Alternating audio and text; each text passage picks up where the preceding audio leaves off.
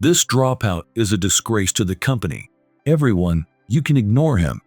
He is just a brainless guy who could not move up from being a site worker. There is nothing to learn from this fellow. He is just a pain in the neck. On the stage at the company induction ceremony, with nearly 300 people watching, Director Bob's face relaxes into a smirk. He must be feeling mighty pleased with himself, putting me down in front of so many folks. The board members, who had been stunned till now, suddenly snap out of it. One of them taps Bob on the shoulder and ushers him off the stage. The murmur in the hall gets even louder, and my legs start to shake. With the CEO and Little Beepin looking on worriedly, I make up my mind and tell Bob, "I see. I quit." "I get what you are thinking, Bob. If I stay here any longer, I will just be a bother." That smug grin on Bob's face is going to twist real soon. Bob does not know it yet, but I have got some powerful allies. As I move to the edge of the stage, I crack a small smile, thinking about what is coming next. My name is Frank. I am 52, and I work in construction. For certain reasons, I dropped out of high school and have been working at this construction company ever since. I always liked physical work, so I really enjoyed this job where I could sweat it out on site with the young guys. I thought I was doing all right at work, but for some reason, our new director Bob, who just transferred to our department, seems to have it out for me. The CEO asked me to look out for Bob since he just switched over from another industry, but he kept ignoring me even when I tried to say hello. In the middle of all this, we got a request from Mr. Anderson, one of our longtime clients. He wanted us to renovate a building he owns. This was going to be a big project for our department, so I decided to bite the bullet and talk to Bob. "Bob, I have been put in charge of the next site. But since you are the one responsible, I would like you to come to the site with me. The construction department director does not always come to the site, but the director is essential for meeting with clients and managers." Bob seemed annoyed that I had talked to him, furrowing his brow. "Of course I am planning to go to the site. I do not need you to tell me that." "I see. That is good then." In the midst of this weird tension, Bob let out a big sigh and said to me, "Frank, you have only ever worked on site, right? I am in the position of director, so I have got all sorts of other work to do. I do not have time to chat with a dimwit like you when I am so busy." I was stunned to be suddenly called a dimwit. Seems like he is not just ignoring greetings, but he's got a real sharp tongue too. Even I got riled up and shot back. "That is going too far, calling me a dimwit when we have not even worked together yet. I am an elite who graduated from a top university. I hear you dropped out of high school. To be honest, I question why someone like you is at this company's headquarters." From Bob's exasperated sigh as he said this, I realized he had been looking down on me from the beginning. Now I understood why he had been ignoring my greetings since day one. Sure, there are lots of talented folks in the head office construction department who studied architecture in college. But in this company that puts the site first, I had never been dismissed because of my education before, so I was shocked. It must be tough for the department to have to take care of a deadweight employee like you. The other employees are glancing over here with pitying looks. Figuring it would be best not to let things get any more unpleasant, I gave Bob a quick glance and left. A week later, the day came when I had to go to the site with Bob, even though we still could not have a proper conversation. I told the company we would go greet Mr. Anderson before checking out the site. I was supposed to meet Bob at the station near the site, but he still had not shown up even when it was almost time to leave. I tried calling him several times, but could not get through. With no other choice, I decided to go greet the client and check out the site alone.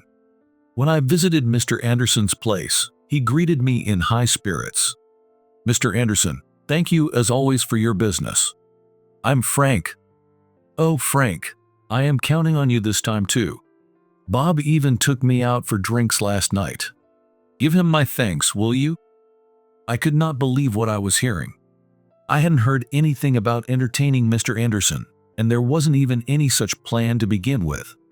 After chatting a bit about Mr. Anderson himself and his family, I took my leave. During that time, there was still no return call from Bob, so I ended up going to the site alone. After finishing the site meeting and returning to the company, I found Bob looking even paler than usual. Filled with anger and worry, I called out to him in a loud voice without thinking, "Bob, we were supposed to go to the site together today. Did something happen?" At my words, Bob clicked his tongue and glared at me. "Unlike you, I am busy. I went to greet Mr. Anderson last night. Regarding the site, submit a report on the meeting contents by noon.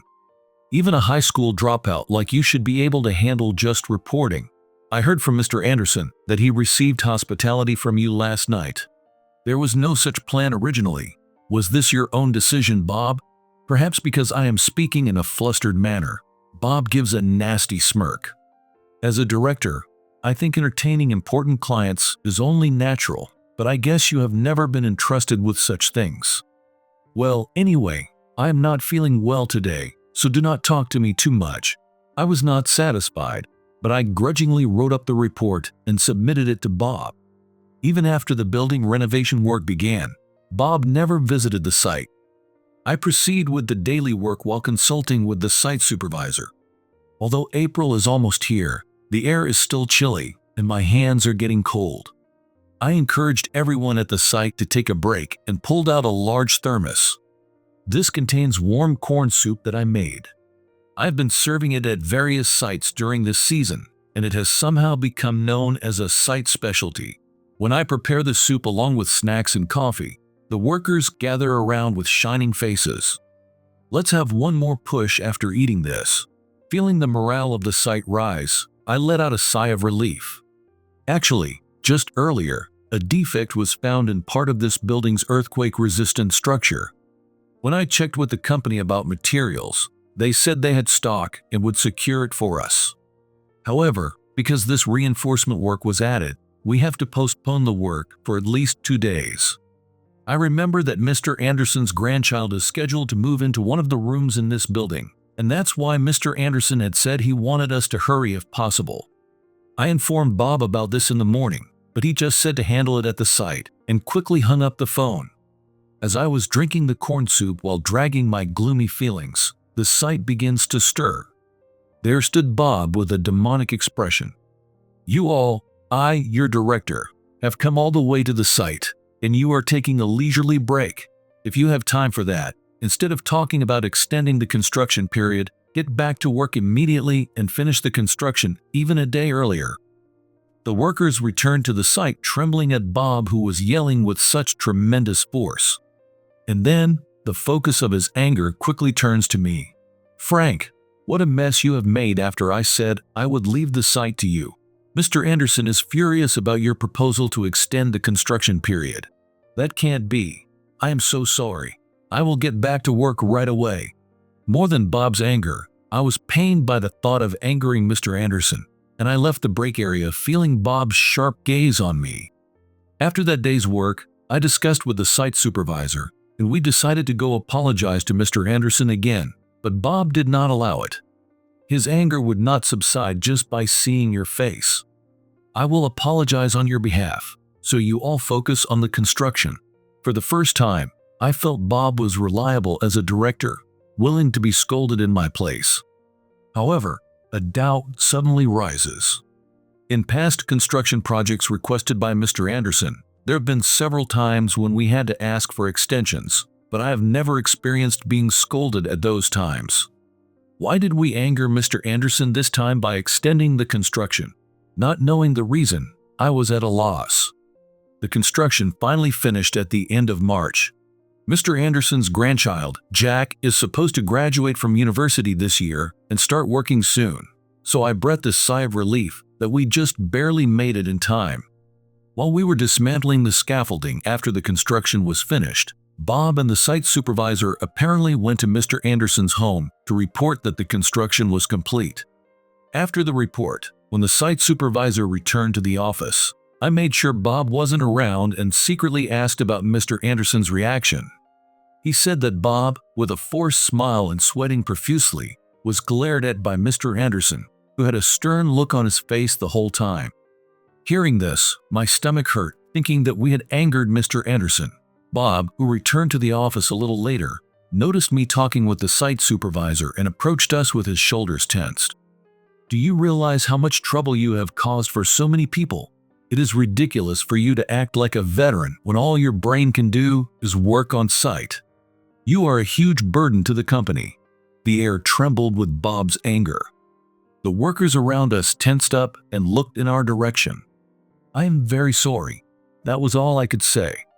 Time passed by, and our company held the induction ceremony to welcome new graduates. The new employees, dressed in brand new suits, were lined up with faces full of enthusiasm.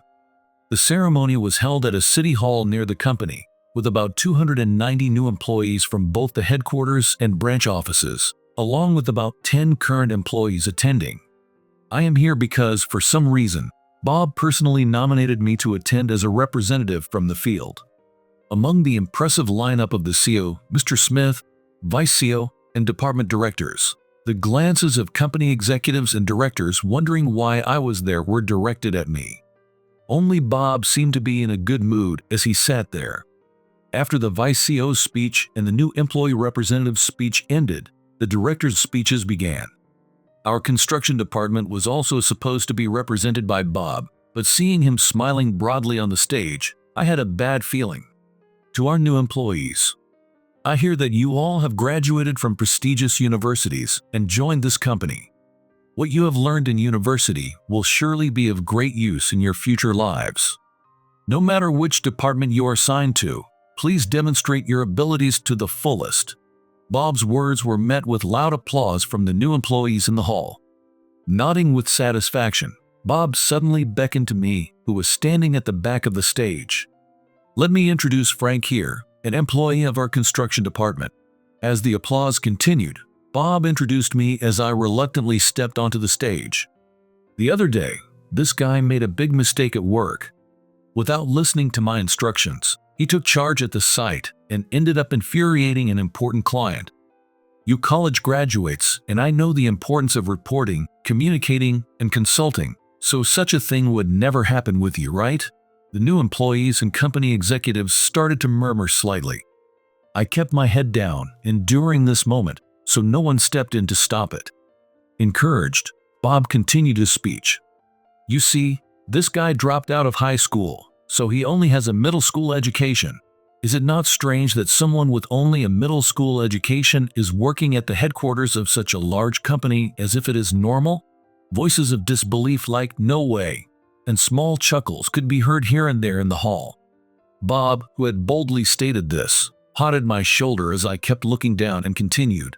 This high school dropout is a disgrace to the company. Everyone, you can ignore him. He is just a brainless guy who could not move up from being a site worker. There is nothing to learn from this fellow. He is just a pain in the neck. He must be feeling mighty pleased with himself, putting me down in front of so many folks. Bob's face relaxes into a smirk. The board members, who had been stunned till now, suddenly snap out of it.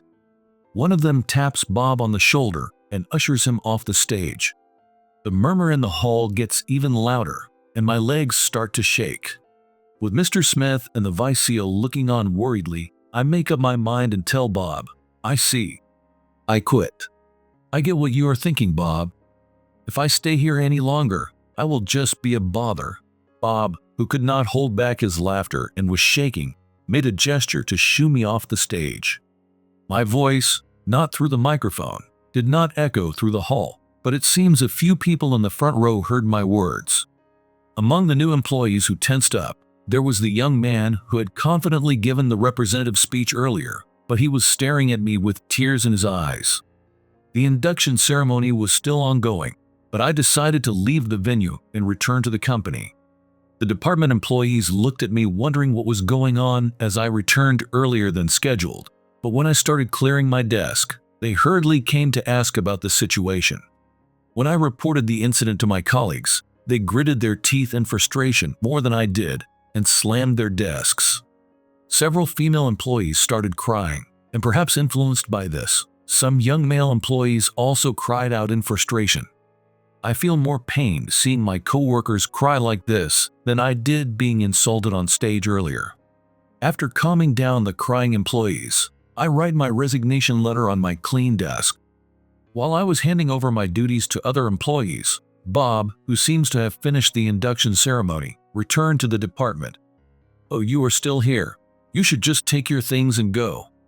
I have cleared my belongings. I am now handing over my duties." Bob must have been scolded by the executives after that, but he seems to be in a great mood, probably because he succeeded in driving me out of this company. However, an hour later, the situation changed dramatically when Mr. Smith, Vice CEO, and Jack Anderson, who served as the new employee representative, appeared in the department. "Bob, what have you done?" "Eek, sir." Bob, who had been smirking at me while I was handing over my duties just a moment ago, jumped at Mr. Smith's stern tone. Led by the Vice CEO, who was trying to calm down Mr. Smith, radiating an aura of anger, Bob, Jack, and I headed to the CEO's office. Bob, still unable to understand why he was being scolded by Mr. Smith, was looking bewildered. "Bob, how could you drive Frank to resign? Moreover, to show such an exchange in front of the new employees is absolutely unacceptable. How are you going to take responsibility for this?" Bob tensed up for a moment, but replied aggressively without showing his apology. "Mr. Smith, this guy only has a middle school education. I can't understand why we keep such a low-ability man in the company. He's the one who damaged our big projects this time. We should just kick him out of the company." The project he's referring to must be the floor construction of Mr. Anderson's building. It's true that I couldn't secure enough time for the construction and had to postpone it. Just as I opened my mouth to explain about the construction, Jack timidly asked for permission to speak. There seems to be a big misunderstanding about this matter.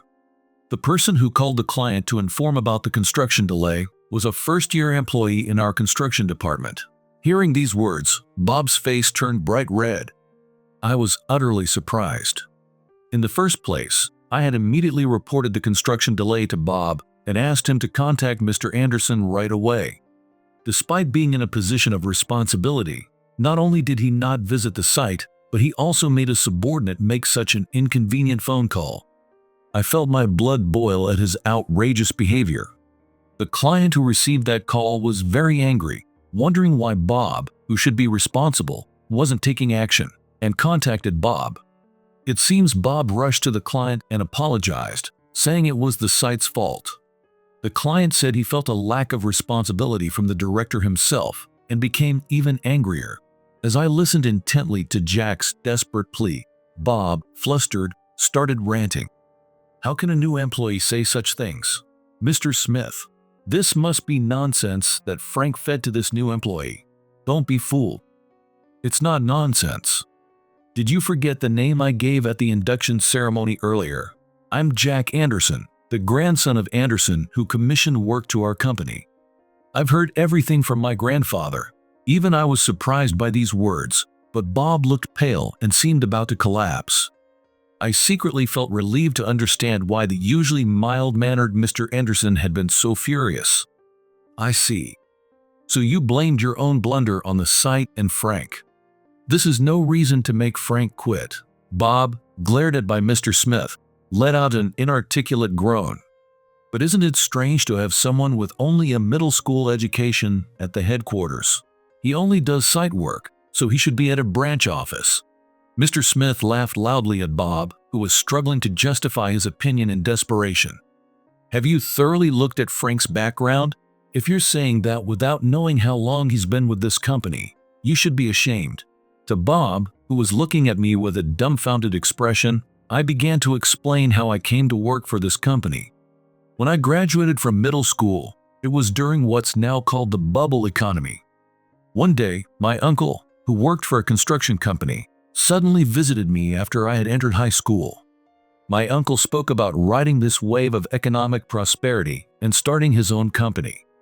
As I looked at my uncle with admiration as he was enthusiastic about running a company, my parents and uncle smiled back at me warmly. My uncle decided to run the company with relatives, and it seems my cousin had already decided to join.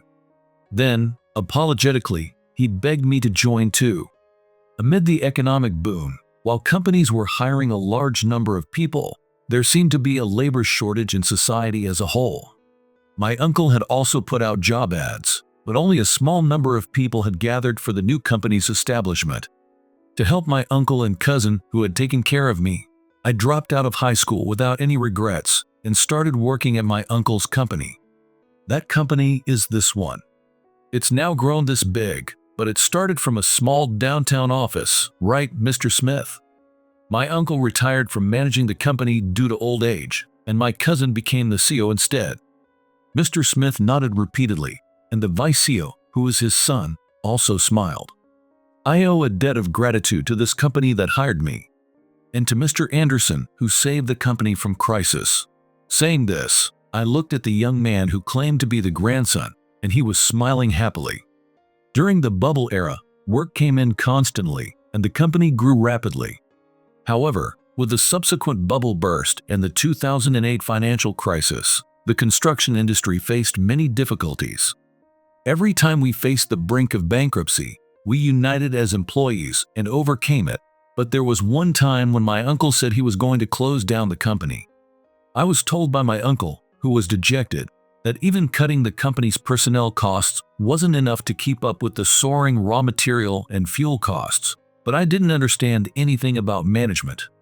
Naively thinking that increasing the number of contracts would prevent the company from going bankrupt, I went around doing sales one after another.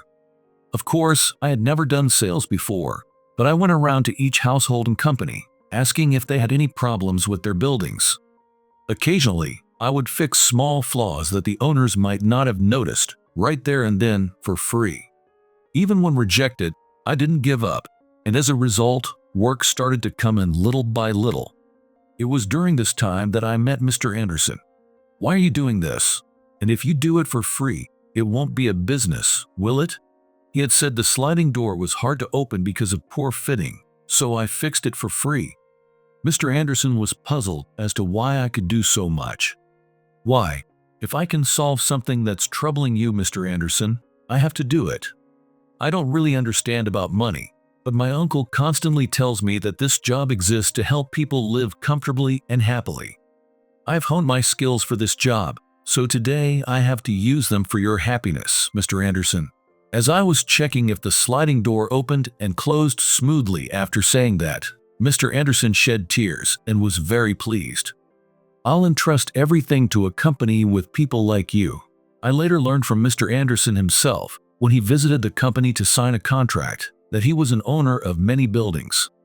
He had profited during the bubble era, thanks to his properties and land, but he had seen more than enough of people who became arrogant and looked down on others, and those who were betrayed and fell from grace. He said he was moved by meeting someone like me, encountering a pure heart for the first time in a long while, and asked to shake my hand. My uncle was surprised by this contract, and the company was filled with joy at the prospect of escaping the crisis of bankruptcy.